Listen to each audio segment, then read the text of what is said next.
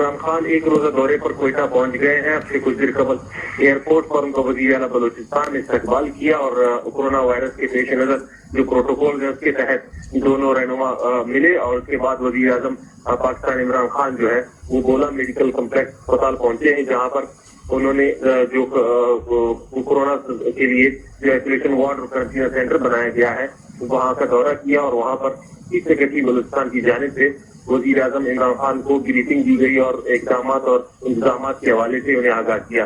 اس موقع پر وزیر اعلیٰ بلوچستان جام کمال خان, سردار یار محمد رفیق پاکستان تحریک انصاف کے مرکزی رہنما اور صوبائی وزیر ہیں, وہ ان کے ہمراہ تھے, جبکہ دیگر صوبائی وزراء بھی ان کے ہمراہ تھے. ڈپٹی اسپیکر قومی اسمبلی قاسم قیوری وزیر اعظم کے ہمراہ ہیں. اب سے کچھ دیر بعد وزیر اعظم پاکستان عمران خان گورنر ہاؤس پہنچیں گے, جہاں پر گورنر بلوچستان اور وزیر اعلیٰ بلوچستان سے ملاقاتوں کے علاوہ دیگر جو پارلیمانی وفود ہیں ان سے بھی وزیر اعظم سے ملاقات ہوگی.